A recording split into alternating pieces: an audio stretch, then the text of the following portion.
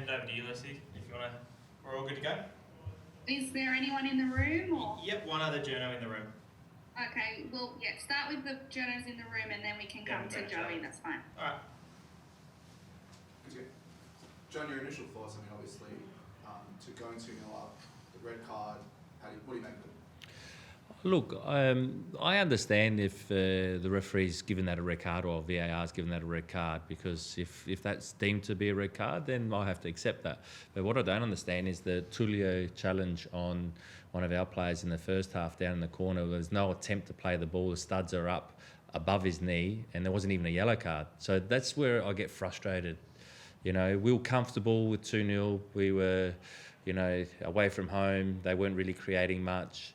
And then when we went 2-0 up, we felt that we were in a good position. Then we knew that we could probably pick them off and create some more chances. And the red card changed the game. It doesn't accept that we have to be more resilient when we go 2-0 up with 10 men. Then show that bit of resilience that we've lacked a little bit to show so far. But it's hasn't been the best starts for us, but we have to roll up our sleeves and show character and show what we're capable of doing. And we've got 2 games before the break, and then and turn it around, turn the season around. You mentioned the lack of resilience there. Is there anything else you can point to that sort of explains your slow start? We battered the team last week that we played against, so that we didn't take our chances. Today, we actually we weren't unbelievable with the ball, but we created good chances and scored 2 good goals. And then we were actually showing the resilience that we showed, most of the time last season.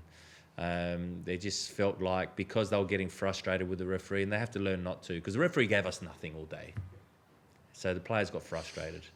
And it seems to be a factor at the moment that players are getting frustrated with referees making poor decisions, but we just have to just focus on our game and make sure that we defend better. And then with the ball, we had to be better with 10 men as well. Cool. Thanks, John. Thank you. Good, Joey. Yeah, well, John, as you mentioned, the resilience there, obviously the going down to 10 men does change the game, but I imagine coming into this you would have backed your boys to defend a 2-goal lead with 10 men. Structurally, systemically, did anything break down after the red card that you were disappointed with?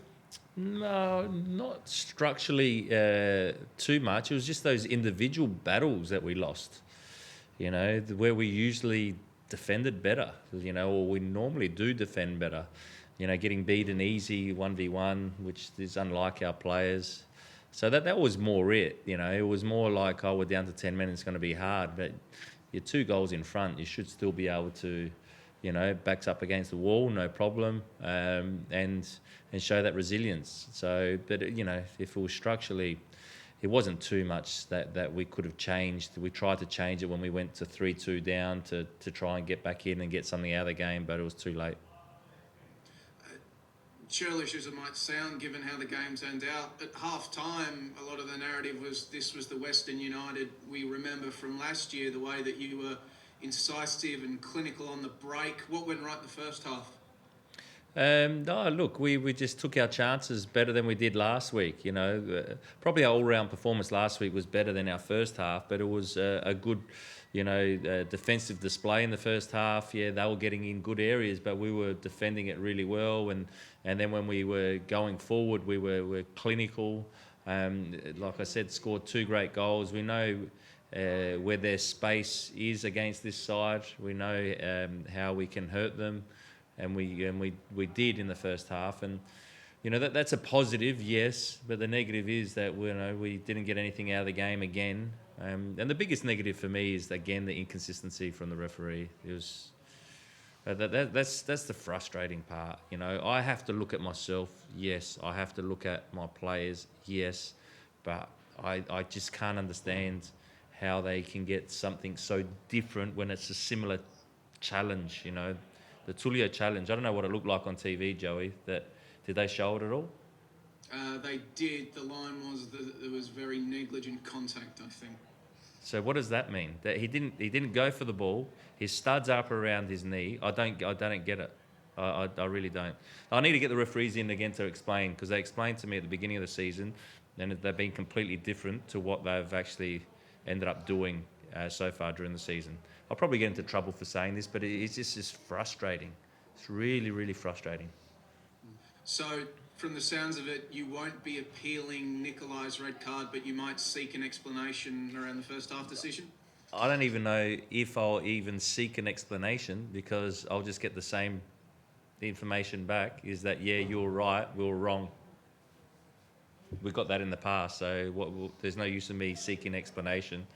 There's no use in, I don't know if we're going to appeal Nikolai's red card, because, you know, if they deem that a dangerous tackle, then I'll have to accept that. But I don't know. I didn't see it properly on the TV, the replay. You know, but if it is a red card, it is a red card. But then be consistent. And just last one from me, mate. Any injury or fitness concerns coming out of this one? No injury concerns coming out of this one. Hopefully we get a player or two back next week. But this one so far, no injury concerns. Thanks, John. All good. Thank you, everyone.